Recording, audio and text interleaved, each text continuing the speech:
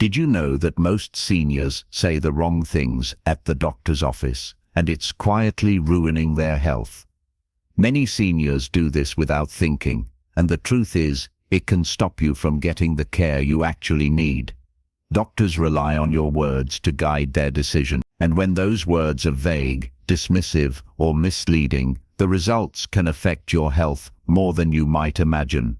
In this video, we're going to reveal 5 ugly truths about the way many older adults talk to their doctor. These are the phrases and habits that nearly everyone over 70 has picked up, but few realize are working against them. By uncovering these, you'll not only protect your health, but you'll also strengthen the respect and trust between you and your physician. Stay with me until the end, because these insights can change the way you handle your appointments forever. You'll see how a few small shifts in communication can help you live longer, stay stronger, and feel more confident every time you walk into that office. And if you find this video helpful, please like and subscribe so you don't miss the wisdom we share here. Now let's get started. Number 1, saying, "I'm fine," when you're not. One of the most common phrases seniors use at the doctor's office is, "I'm fine." It sounds polite, it sounds simple, and maybe it even feels like the right thing to say. But underneath, it can be one of the most damaging habits. When you say, "I'm fine," even if you're dealing with pain, fatigue, or troubling symptoms, your doctor may take you at your word and move on. The result is missed opportunities for early detection, treatment, and real relief.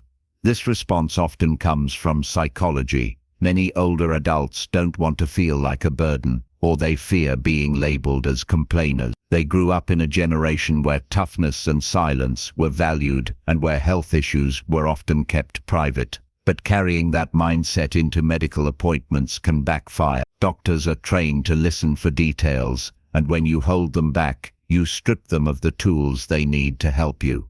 I once spoke with Martha, a 76-year-old woman who always told her physician she was fine. In truth, she was struggling with dizzy spells and shortness of breath. By the time she finally admitted what was happening, the condition had advanced further than it should have. Had she spoken openly sooner, her recovery would have been much easier.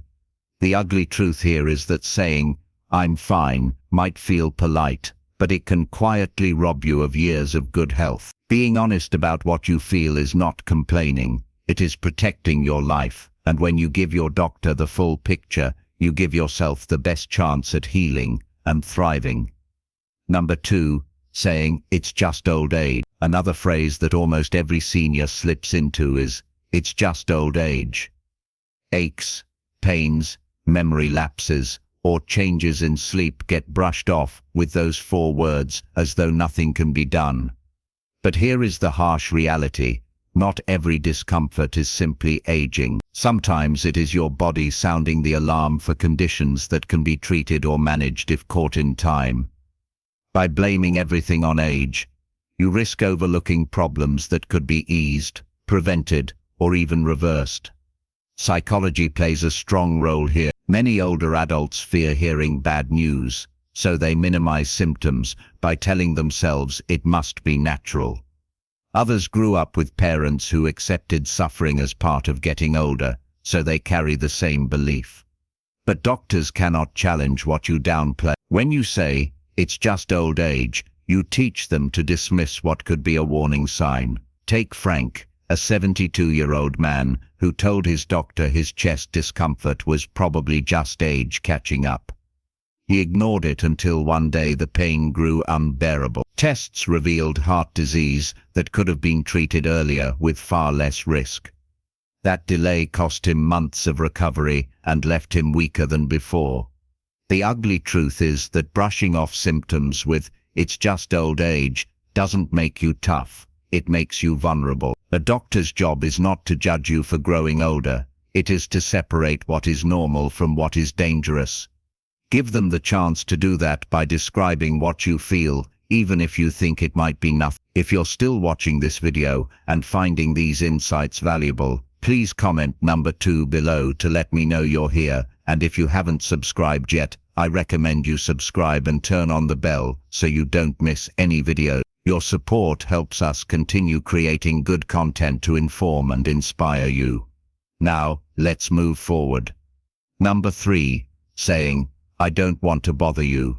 Far too many seniors enter the exam room with an apologetic tone, saying things like, I don't want to bother you, or, I know you're busy. While it may sound humble, this habit undermines your own care. Doctors are there for one reason, to help you.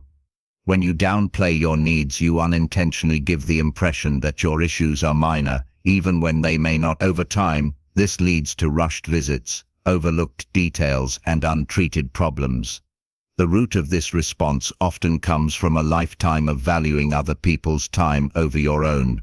Many older adults were raised to respect authority figures, to be courteous, and to never take up too much space. But in the medical setting, that same politeness can become harmful.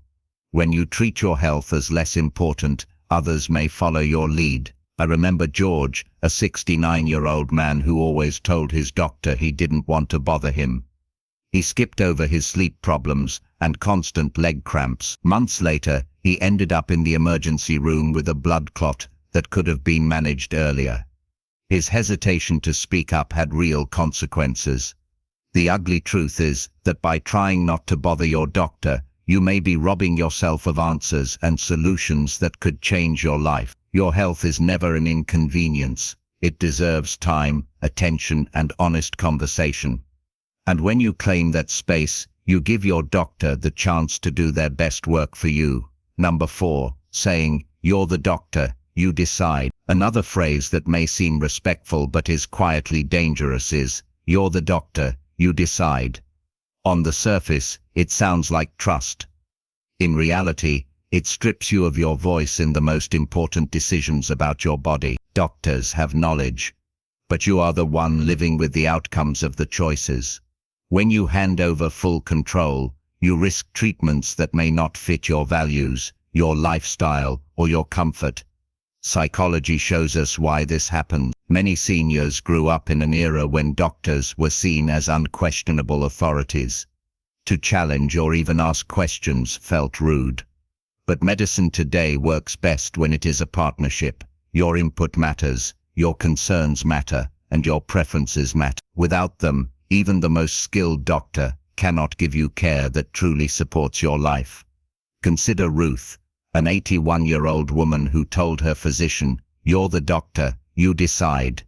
She was prescribed a medication that caused side effects she could barely manage. Later, she admitted she never mentioned her worries because she didn't want to seem difficult. Once she began sharing her thoughts openly, her care improved dramatically and she finally felt heard. The ugly truth here is that doctors are guides, not dictate. They bring expertise, but you bring lived experience. When you step into the conversation and share your perspective, you build a plan that honors both. Silence may feel polite, but participation is what truly protects your health. If you're still watching this video and finding these insights valuable, please comment number 4 below to let me know you're here. And if you haven't subscribed yet, I recommend you subscribe and turn on the bell so you don't miss any video. Your support helps us continue creating good content to inform and inspire you. Now, let's move forward. Number 5, saying, it's nothing, forget it. Perhaps the most harmful phrase of all is, it's nothing, forget it. Seniors often use this line when they feel embarrassed, when they think their concern is too small, or when they worry about sounding foolish. But dismissing your own symptoms can have life-changing consequences. What feels minor today may be the clue that prevents something far more serious tomorrow. From a psychological standpoint, this habit is rooted in self-protection. By brushing off worries, you avoid the fear of bad news. It also ties to pride, because admitting to a problem may feel like admitting weakness. But the cost of this defense is high. Doctors can only work with what they hear, and when you shut down a topic with forget it, you close the door on answers you may desperately need. Take the story of Leonard, a 75-year-old man who noticed bleeding gums but quickly told his dentist, it's nothing, forget it. Months later, he was diagnosed with advanced gum disease that had begun to affect his overall health. If he had voiced his concern earlier, treatment would have been simple and far less painful. The ugly truth is that no symptom is too small to mention. Your body speaks through these signals, and ignoring them doesn't make them go away. By refusing to minimize your experiences, you take charge of your well-being. What you share may be the very key to preserving your strength, independence, and quality of life in the years ahead. Final thoughts. What stood out to you the most in this list? Did you recognize any of these phrases in your own conversations with your doctor? The truth is, the words we choose matter more than we think, especially when it comes to our health. By avoiding these 5 common mistakes, you give yourself a stronger voice and a greater chance of receiving the care you truly need. Remember, your doctor is not just there to treat symptoms, but to understand you as a whole person. When you speak clearly, directly, and without minimizing your concerns, you build a partnership that can keep you healthier, longer, and more independent. You are not a burden, and your questions are not silly. They are vital. Thank you for joining us today. We'd love to hear from you. Leave a comment below and share one thing you learned today and how you plan to use it in your life. Your thoughts are important to us, so don't hesitate to share them. Reading your comments gives us great motivation and encouragement. If you enjoyed this video and found it helpful, please like, subscribe, and share. Your support helps us continue creating good content to inform and inspire you. Thanks for watching, and we look forward to seeing you in the next video.